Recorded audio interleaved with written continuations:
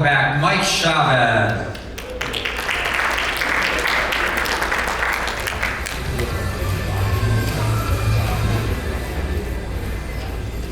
Great, now you're going to meet our team. I stole the thunder a little bit in my talk, but you'll get to know them a little bit better. I'm not sure where Ray went. Here it is. Welcome back, our CEO and co-founder, Ray Waltrip.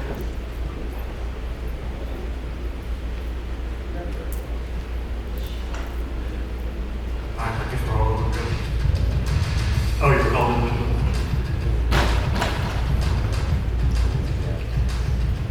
Our CFO, Scott Gilliman.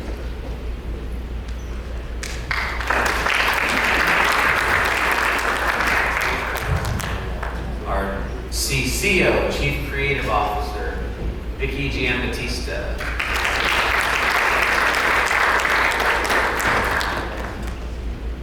Our Director of People and Process, I believe it is, Elliot Appel.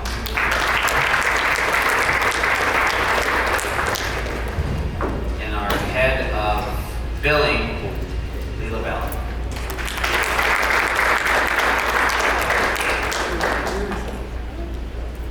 So what we'd like to do is just start with Ray and kind of talk about what your day-to-day is with the Leaders Room, how many years you've been in healthcare, and how many years you've been in rheumatology, and then I'll ask you some specific questions. Okay, been in healthcare 30 plus years. I'm on my 17th year in rheumatology. What I do on a day-to-day basis is pretty much in my last home. I negotiate contracts with payers, with pharma companies. I take deep dives into practices, pulling up metrics to see where the opportunities are. Working with process in offices. I love to go into an office as a new client, start at the front desk, and just go through everything. How patients are checked in, how they're checked out, how they come back to the offices, what the MA does in their triage, sit in with the doc and listen to what they do with a few patients, how they do referrals, go into the infusion suite, how they're scheduled, just anything operationally. I love to dig into that and then come up with a game plan on how we're going to implement it. And then Elliot does a lot of the implementation on that. But just, anything that we can come up with to help our practice grow is kind of the things that I work on. Great. And bringing in new ancillary services. I do a lot of going out into the market to see what's new, what will help practices, meeting with those companies and negotiating contracts for us with those, for our clients that can bring new revenue to the clients. Great. I'll come back to you with specific questions. Scott, what's your day-to-day? How many years you've been in healthcare and how many years you've been in rheumatology? Let's see, my day-to-day is a lot of numbers. I essentially do most of the financial work, but what's nice about this group is we also cross over. So I also do a bunch of just consulting with the different groups as far as day-to-day issues also. But my main focus is the numbers, and what's really fun this year is there are just some amazing AI tools that I'm using, and I'm looking forward to really just creating just some killer type dashboards, just to really give people actionable data. Because what happens currently is most groups will get a P&L and a balance sheet and looking at it like, oh, what does this mean? And if you don't have actionable data, you really don't have anything. You just know that you're making money or you're losing money, but you don't really know why. So what I do is I try to work on the why. My background is way back, I worked at Arthur Anderson as a CPA for several years. And then I worked in oncology for 20 years. And the oncology experience has really helped me out because oncology, I think we're catching up in rheumatology, but oncology was light years ahead as far as what they did, the things that they were able to get done. It was just, they're bigger, cancer care pulls on the heartstrings, they get better contracts, there's a lot of things like that. But I think we're catching up, and I think that's because we have the knowledge of great. And then I was in rheumatology, had a private practice in Charlotte for about 4 years, and I've been here for another 3, so about 30 years of total experience. Thank you. And Vicki, your day-to-day, how long you've been in healthcare, and how long you've been in rheumatology? So 15 plus years in healthcare marketing, about 5 years in rheumatology. My day-to-day is kind of twofold, threefold, fourfold, fivefold, many hats. But I would say I focus heavily on our marketing and our branding. If you follow our social media handles, I manage that, our digital footprint. And then the other side of things is operations, administration. I kind of act as like a project manager. I handle a lot of like the account management type stuff, and then client services is what I'm focused on. Great, thank you. She babysits 3 guys, I can tell you that.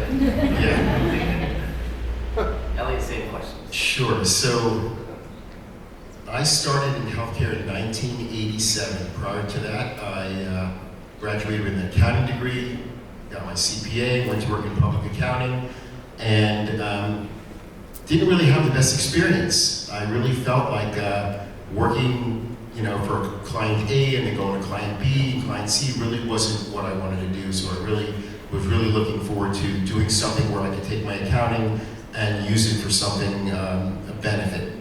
And so I answered an ad in the paper for the controller of a company called Emergency Medical Group of Miami. And that led me on a journey of working with that company until 2000. We had gone public, then we went and got sold to Med Partners, which I'm sure some of you in the room who've been around for a long time know who Med Partners was. And after that, I started working with multi-specialty, single specialty gastroenterology, and then had an opportunity to, ENT, and then with the gastroenterology, I got the opportunity to actually start a large group from the beginning, which really opened my eyes to different ways you could develop a medical practice. From there, I went into pain management. They decided they were going to look for some PE money, and that kind of changed after about 3 years. And I went out on my own, and one of the clients I had was a rheumatologist who decided to buy another practice and open an office a few miles from his other practice, and had basically purchased a practice that the physician wanted to exit out of. And that was more like handling a divorce than developing the practice.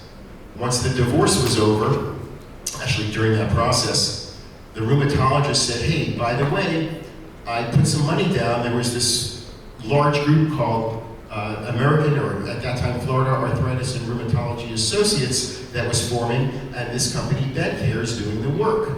So on behalf of my client, I met with the people at BedCare, and within about 3 or 4 months, they offered me an opportunity. That was in the beginning of 2015, where I met Mike.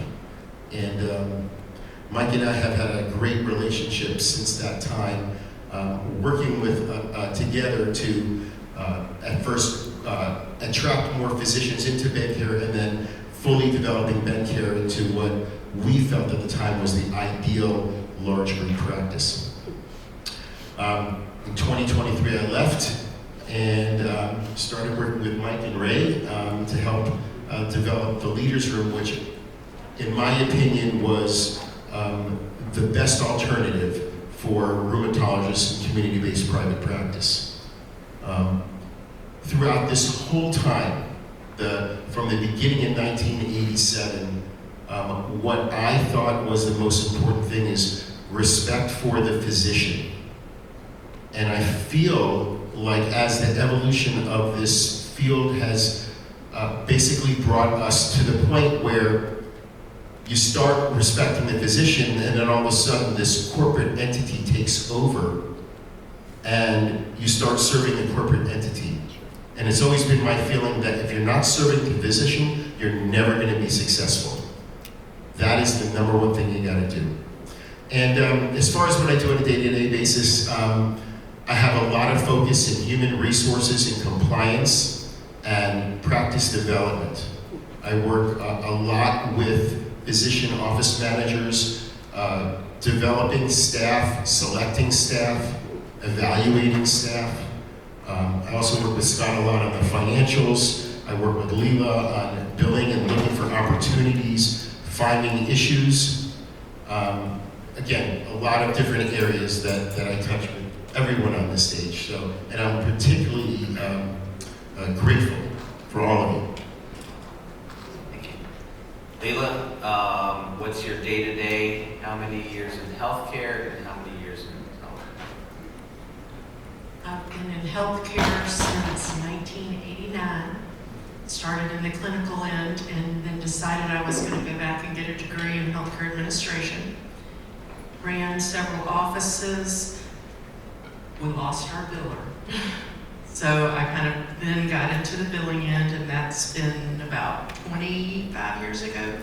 Came to work with Ray in 2011. So have been in rheumatology since 2011. I run the RCM division for the Leaders Room. We have several clients that are here. Work with Shelley Nolan, who helps me do what I do. And my day-to-day is overseeing a team of 31 people. And I'm in direct communication with all of my practices. Lots of days, that's a lot of back and forth, and kind of feel like I'm an air traffic controller some days. But it's my job to keep an eye on everything in your practice. While we're with you, can you tell us a little bit about your team? My team. I have a team of 31 people. Shelley Nolan, who's at the table back there, a lot of you know. She's my RCM Director of Process. We have ladies. I have 5 team members that came with me from my former life. There are 8 team members who came from TSI's RCM division with Shelley, and the rest we have mostly found organically. They, on average, have about 9 years of rheumatology experience and 23 years of billing experience. And can you tell us a little bit about why it might be important for billers to have rheumatology-specific experience? Drug costs are the single highest cost to most practices. And the ability to have a clean claim, for it to have everything it needs, and to get those reimbursed as quickly as possible is the most important thing I can do to ensure that financially these offices have everything they need. Are there commonalities that you see when you first go into practices from a billing perspective? Yes. What are commonalities? As Ray was alluding to earlier, practices of varying sizes almost always have the same issues. Whether it's not fully reading their verification of benefits, not always following the process on prior auths, not always having the correct insurance in, front desks not being really good at reading their eligibility, that there are changes to their plans, and plans change mid-year. It's something that needs to be verified every single review. Great. Thank you so much. Let's go back to Scott. Scott, are there common financial pitfalls that you see with rheumatology practices specifically, but if you want to talk about healthcare practices in general, you can do that. The typical financial pitfalls are nothing against physicians, but they do great work on being a physician, but sometimes they want to be a little more involved in the financials in an area sometimes where we're trying to figure out allocations or something that they might have a specific way they want to do something. It takes a little bit of work to try to figure out, okay, well, that sort of works. Let's maybe look at something else as far as a way to do that. That's probably one of the ones that's kind of the more difficult. And everyone out here, all the groups, they all do things very, very differently as far as allocating of income, allocating of expenses. And it's really just trying to use my knowledge of what I've done for years and years and years, just to try to see what they're doing, because a lot of times they have great ideas, but also to maybe push them in a direction that might work better and make everyone happier as a group. Yeah. And you're doing some fun things with Claude and AI lately. You want to talk a little bit about that? Yeah, actually, if you've been following AI at all, there's a company called Anthropic that you've probably heard in the news. One of their biggest products is called Claude. Claude it's a lot of fun, but you still have to know what you're doing. It's not like a ChatGPT type thing where it's just you go in and give it a prompt and it gives you an answer. I mean, it'll do that too, but what it really does is it allows me to do actually coding for doing things, dashboards, things like that, without having necessarily coding knowledge. You still have to understand what you want. You have to be very specific. You have to know that the output is right. Have to be able to evaluate that. But that's where I get excited, because I'm a techie. I've been a techie for years. Just love it. And so this is kind of a fun marriage of doing financial work along with using technology. And so I'm super excited about it. Great. And along the financial themes, back to Ray, you tend to talk about how important terms are, being on 90-day terms versus 30-day terms. Can you talk about that a little bit? Sure. So the big misconception is if you think you have your drug debt and you're on 60 or 90-day terms, well, that's free money, so why not carry it out that long? What you don't think about is if you're a good practice, run well, you should be collecting your money in 20 to 25 days, I think is a really good practice. 25 to 30 days is still a good practice. So what that means is if you quit practicing at the end of this month, you've got 30 days worth of AR to come in. Okay? Now, if you've got 90 days worth of drug debt, where is that money going to come from to pay that other drug debt off? Well, it's going to come from your savings that you pay taxes on. You're going to have to get it out of your retirement plan, which is going to be a penalty. Or, maybe you've just done very well and you've got all that cash. But the problem is, if you've got cash, you still pay taxes on that. So you've got to look at that as your drug debt needs to be pretty much the length of your AR. Because once your AR is gone, the drug debt's still going to be there. Did I add a couple? Sure. So recently I helped a practice go through a sale.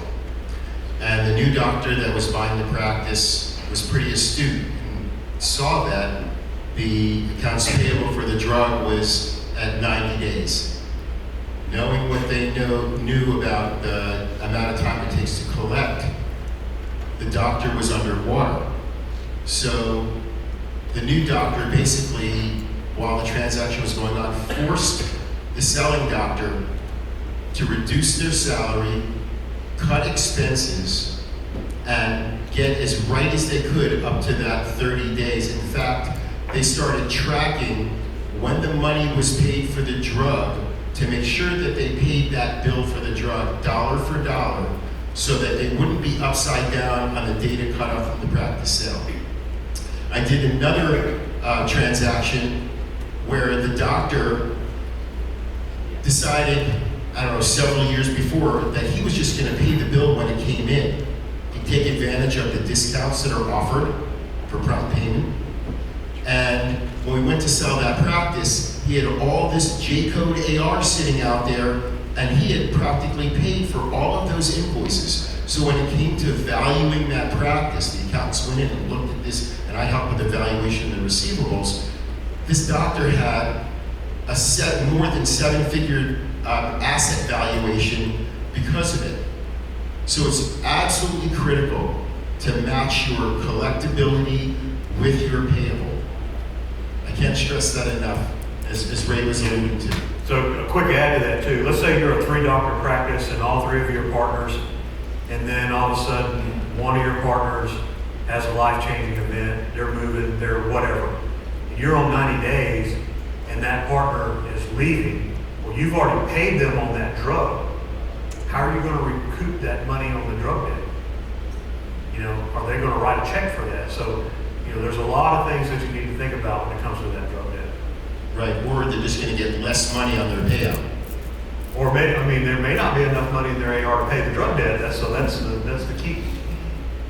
Yeah, so when you think you're really solvent and you're running your practice really well, and you look at that, that's your single biggest liability if there is a changing event. Even if, let's say you decided you were gonna sell a PE company and comes and offers you, you're looking for an exit strategy, you don't have anybody that's gonna succeed you, that is your single biggest liability. They're gonna look at that and the price of your practice is gonna go way down because they're not gonna cover you for that.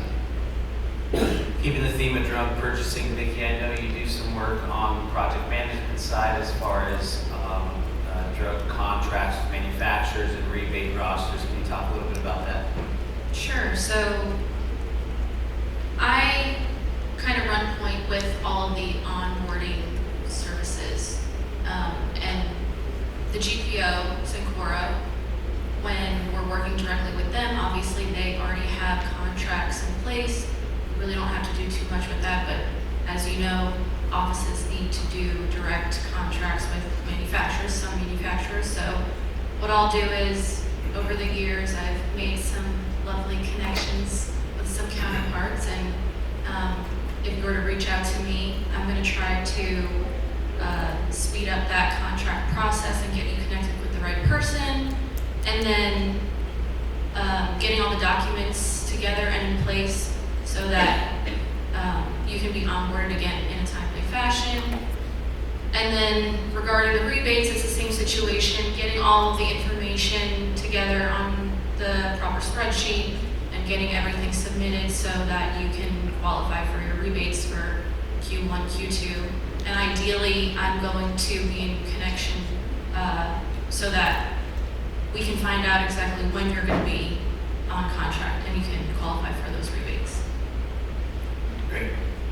Switching gears a little bit back to Elliot, I know you do a lot of work in HR and specifically ADP. So what would be the value of someone, one of our practices, for instance, having somebody like you to work with ADP as opposed to just going to ADP on their own?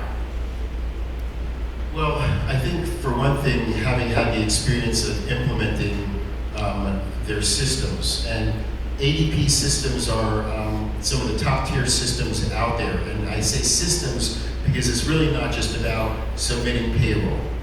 There's obviously a lot more that goes into it and tracking. And I do, before I start talking about that, I do recognize that person right back there in the white shirt, she's waving. That is Nikita Azevedo. And Nikita is a key person in our organization. When we made the decision back at I guess it was in July, August of 2024 to migrate over to ADP, one of the first things that I said was, well, I don't really know ADP as a software, but I know there's a lot of people out there that have used the system, so let me find somebody that can come help us during this implementation and then going forward. And we were lucky enough to find Nikita, who actually worked for ADP on implementations, as well as work with companies processing their payrolls and working through all of the different processes that go into it, from onboarding employees through the performance evaluations and the pay rate changes and things like that. ADP has several different modules to it, including things like performance improvement plans. So let's say you have to write up an employee. What do you normally do? You talk to the employee. Well, in today's environment, it's very litigious. Employees understand all they have to do is contact somebody, a lawyer or a friend who has a lawyer, and all of a sudden things start spiraling downward. So having a proper evaluation form for disciplinary action. ADP actually has a platform for performance improvement program. They have a platform for performance evaluations, which is another critical area. Instead of just saying, Susie, you did really well, we're going to give you a 4% or a 3% increase this year, there's actually a process we go through. And then also when it comes to recruitment, they have a system that basically you enter the information in and it places the ad in multiple platforms and then the respondents respond back within the platform, and all the onboarding is automated because they filled out all their information. So all of these things kind of add on to each other. And that's also not to mention the other areas that they have, such as retirement plan, with a platform that has everything you need to manage your retirement plan, and also all of the insurances and benefits are done through there. And they built the interfaces to whether you have an outside insurance broker or whoever is helping you, there's all kinds of interfaces that go into that. The other fun part using ADP is obviously all of the reporting that comes with the software. Second to none, there's so much data that I can pull out and pull into spreadsheets and use that to evaluate a practice or the practices that are on it right now, to look at staffing numbers and ratios and other areas. Great. Going back to some of the practice management stuff, Ray, I know you covered a lot of it in your talk, but are there other common pitfalls that you see in rheumatology practices that you didn't cover in your talk that you want to talk about a little bit? Well, just to expand on something Elliot said, there's just physicians, I was told this years ago by a physician, he says, we work all of our life to go to medical school and to get our license. We spend the rest of our life protecting our license. And with payroll and HR and all that, we want to make sure that all of our clients are as insulated as they can be, because just something very simple as you giving an employee a higher raise than you did someone else in that office and not having documentation, all this, opens up a lawsuit. And let's just say it's a frivolous lawsuit or whatever. You still may end up spending 20 grand just to have attorneys with letters back and forth. But we want to make sure in everything that the practices do that we try to cover every little angle that we can to make sure that they're functioning at a high level. In the partnership we have with ADP, you can go to ADP directly or you can go to ADP through us. Cost is the same, it doesn't matter. But if you go through us, we have a payroll person, we have Elliot, so we have people that can run interference on a lot of different things. So, that's just kind of value add to what we do. So we try to bring all of these partners together and bring value to the practices, and ADP is one of those. Great. Now I want to leave some time to open it up for questions. We can get some mics. And we have Ray. I feel like a game show. We have Ray, CEO. He knows a lot about rheumatology practice. We have Scott on the financial side. We have Vicky, wears many hats. We have Elliot, who knows HR, workflows, operations, and billing. And then we have Leland, who's a rheumatology billing expert. So if anybody has specific questions for any one of these, Andre?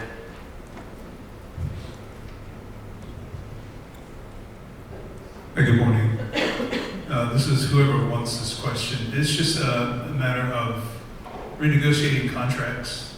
You have Medicare provider fee schedule that's constantly being reduced. So earlier, Ray, when you were talking about how out of the gate some of these plans are asking for 80% Medicare reimbursement, what's a good line to use to tie in the fact that the reimbursements are being reduced, so when you're asking for 130, 140, whatever, it's reasonable? I've got a canned letter, and I don't mind sharing that with you. I'll email it to you. But here's the thing: we're in a good position a lot of times, unless we're in that high density area, because there's a shortage for rheumatologists all over the country. So we have to use that to our advantage. The other part is it depends, like Humana. I probably only have 1 or 2 clients that participate with Humana Medicare. Everyone kicked them out, because of their tactics and things like that. So sometimes you just have to say no, even though you don't want to. If you've got a 6-month wait for new patients and all that, you can be very selective about contracts. But if you can see a new patient tomorrow, or you're pretty open, then you've got to be a little more careful. But yeah, I do have some pretty good language on that. You're kind of in a good area where you don't have a lot of competition, but I think there are only 2 rheumatologists in your area, right? There's 3. 3. Yeah. So you do have maybe a little bit of leverage there, but yeah, I'm glad to send it to you, Andre. Thank you. Other questions?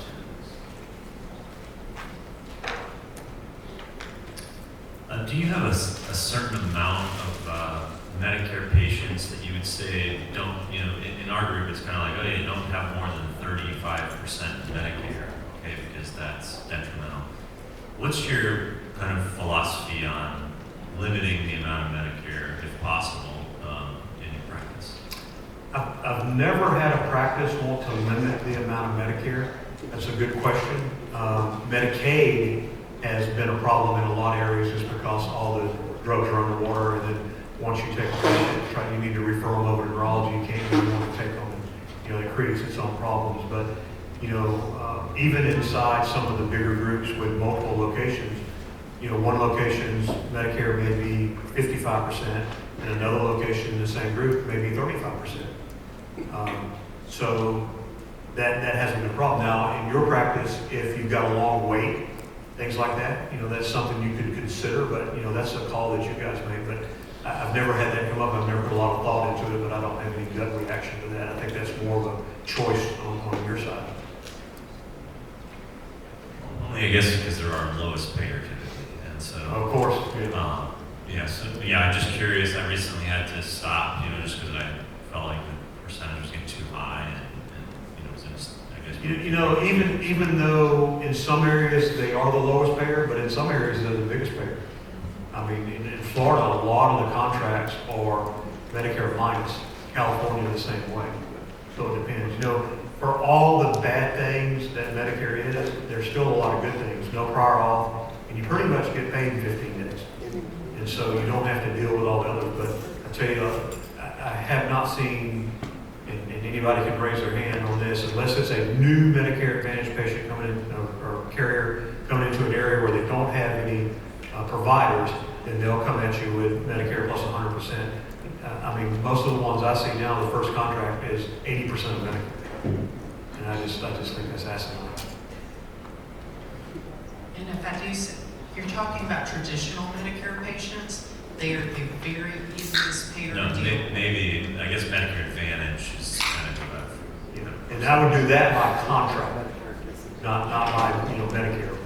Limit those or get rid of them. You'd be surprised, and we got rid of Humana several years ago in a big practice, and they thought we were bluffing, and we did it, and then 3 weeks later I get a call from one of the senior VPs at Humana, and I'm like, hey, we have a misunderstanding. We don't on our end, you may have one on your end. And I negotiated Medicare, their contract, Medicare above Medicare. But they needed us. Dr. Kerouac over here in the corner. Yeah, hi, quick question. First of all, thank you. Thank you for having us here, and thank you for sharing your knowledge and wisdom. My name is Sanjay Gadwani. I'm a solo practitioner out in Long Island. I have some questions regarding contracting. So the way is this working? Yeah. The way things are set up for us right now is like I have some contracts that are under my solo provider or solo NPI, and then I have some contracts that are with group providers that are under my group name and tax ID. When talking with contract negotiators, they charge exorbitant fees. Like the ROI on that is almost impossible to reach. And then we have network providers such as health insurance, like for example, Liberty and Oxford. They won't take on another provider. So we're running into some challenges regarding transitioning the solo into group, not getting in, and the cost of these contract updates and negotiations. I'd like to know how Leaders Room can help someone like me. So one of the great things about what we do, when I negotiate a contract, it's my time, nothing more, nothing less. So when you are engaged with the Leaders Room as an MSO, if we do, your billing, you do Theratest, we'll have a few things that you have to do. We'll negotiate your contracts for free, no problem. Doing that for us as one of our clients, we do some things for him, and he'll be on the panel, and we're going to talk about those. But he and I, Brian Kerouac is probably sitting behind Ross in the corner there. He's going to talk next. But Brian probably is the best contract negotiator, physician I've ever come across. His contracts are unreal. He's been doing it for a long time. He's got some advantages, but we've even gone back and taken those contracts to a new level also. So you've got to have time. You've got to understand the game. You've got to be relentless. And you've kind of got to be a pain in the ass to be nice. But that's what it takes. And I know you might find this hard to believe, but I enjoy playing that role. Yeah, sitting in a room with Ray negotiating contracts, he'll say something and I'll just say, oh God, I wish I thought of that. And I realized even going years back that if I had Ray, we would have even better contracts. I guess I just want to echo the whole idea of infusion and the idea of paying in 30 days. You know, one of the first things I did when I took over as president was said, this is ridiculous. You know, it looks like we have $1.7 million in profit in the first quarter and $80,000 in profit in the second quarter. It's an absolute roller coaster, and you have no idea how your business is doing, and no one else in the business world would ever run their business like that. So I said, look, we got to know quarter to quarter exactly where we are. And we've got to put pressure on our billing team to get the money in so that, you know, we're not paying in 30 days and getting reimbursed in 60. I know that guy sold his practice for a lot of money, but that does not work on a day-to-day basis to get, you know, a reasonable salary. So, you know, I would emphasize to everyone that, you know, you got to run an incredibly tight ship with infusion, and you got to be doing, you know, bi-monthly or monthly meetings with your billing team, finding out exactly where everything is, exactly what's underwater, and it's a lot of work. I mean, for years, we basically, you know, I assigned one of my partners to run infusion, and it turned out, when I look backward on that, he's not a great businessman, and a high school graduate was running a $25 million corporation, and you can imagine how bad things got. So I just would emphasize, you know, incredible attention paid to infusion, and definitely do the 30-day model so you know exactly what your profit margins are, because you can't follow it if you're getting the bills in 90 days for the drugs and getting paid in 30 days or 60 days, you know, for your reimbursement. And you look rich, and then all of a sudden you're underwater and you have no idea what's going on. So, Brian, let me ask you a question. Before, we do their billing, so we are the billing team. So before, when you would meet with billing and you get the standard reports, you know, out of the computer, that just doesn't tell you a lot. And now that when you meet with the billing team, what is the difference between the data and all that? Well, the last group we had, they were kind of, I don't want to say new in healthcare, but that's what I'm going to say. And you'd get 60 pages, you know, before the meeting, and I would spend 3 or 4 nights, 2 and 3 hours going over this, poring over these numbers. And by the time the meeting came, it's sort of like, I think I got it. And I just really thought, my God, this is so complex. This is algebra, you know, and I took calculus in college. How come this is so hard, you know? And, you know, the bottom line is when Scott took over, it's like 4 or 5 pages, and when I meet with Leela, it's like, oh my God, it's so straightforward, because to a certain extent, it really is. It's just really what's going out and what's coming in. And it's just not that hard when you have people that absolutely positively know what they're doing. And so, you know, when Ray took over, you know, we had a billing person that I started stepping in with infusion. And I said, you know, what's going on? And oh, we have 50 Simsias that we miscoded and we haven't had time to get to them. And I just about crapped my pants. And I thought, oh my God, what is going on in this practice? And I called Ray from who's on Sugarloaf, and I said, you know, Ray, you've got to step in. You've got to get the billing team to take over and start looking at our AR. And since Ray took over, we brought in $250,000 extra every month. And all that is basically diligence. That's it. They get it, they know what to do. And And all of a sudden, for about 6 months or 4 months, I was getting notices. Oh, Brian, you did an ultrasound and they didn't pay because you wrote osteoarthritis in the knee. You gotta write knee pain. Otherwise, it's a known diagnosis and why'd you do the ultrasound? And so they taught me how to code. And so I'd say, oh yeah, I injected a carpal tunnel. Well, the injection was under carpal tunnel syndrome, but the ultrasound was under hand and wrist pain. And it's just a matter of coding things right, asking the right questions, and all of a sudden I'm not getting as many notices anymore. And I know for 34 years or 33 years there, I never got a single notice that I had miscoded something. So I know a lot of charges were written off. And the best thing about raised billing service and the way to think about this, I was always scared to death of outside billing services because you pay them a fee no matter what they did. And most of us are incentivized, you know, so if you're on top of things, you're going to get paid more. Their billing team's incentivized, so it's like the PGA Tour. If you don't make the cut, then you don't get paid. So if they don't bring the revenue in, they don't get paid. So they basically take a percentage of what they bring in, so it's in their best interest to collect every dime.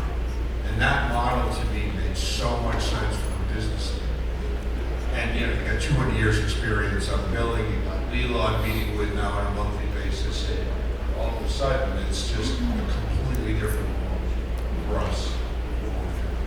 Thank you so much. And I just want to say, in my talk, I talked about transparency. For those of you that don't know, our billing, you're probably thinking it must be 40%. It's over 3%. We charge 3%. So Brian, how much are you paying for your billing now versus what you paid your billing team? Well, you know, we went from someone with a master's degree who was a hospital revenue cycler and somebody with 200 years experience across all their billers and have 31 billers. And there's no difference in what we're paying now versus what we had paid our couple of people with, you know, salary and benefits. And it's $220,000 more per month that we draw.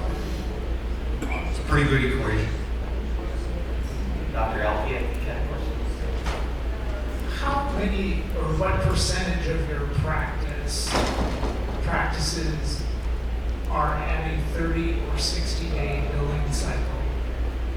I'm surprised that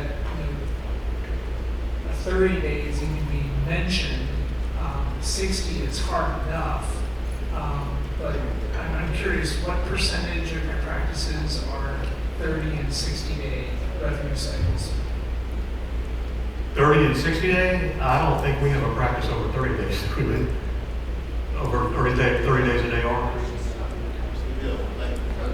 Terms. Are you talking about drug terms? Yes. Yeah, I mean, we have a few new practices coming over that are on the longer terms because that's just what they've done forever.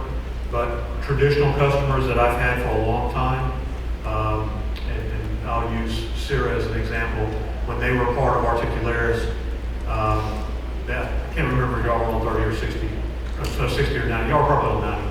But I came up with a plan that says, okay, every month, this is how much extra percentage we're going to pay, and then based on whether we wanted to get to that number in 18 months or 24 months or whatever, and then once we got to that number, then we were at 30 days. We created a plan to do that. But what we also do, you know, I know people are in the audience going, wow, we don't really have the kind of revenue to pay that down.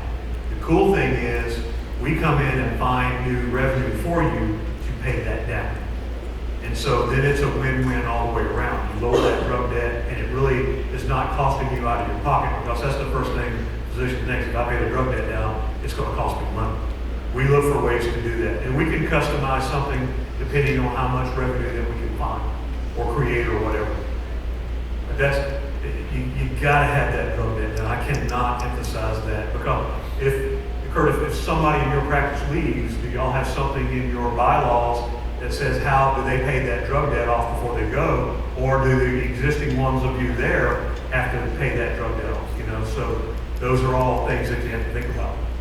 Again, in the spirit of transparency, when he said we bring in new streams of revenue, it's things like House RX, Therapist, and these other vendors that we work with, you have direct contracts with them, we can get the benefits of our partnership to bring in new students. His increase in revenue just on billing has been $250,000. That's just cleaning up. Right. He's got more increases in other areas, but that's just in billing. We can take one more question. For 3%, including drug costs. 3% of everything but drug. Drug is 1%.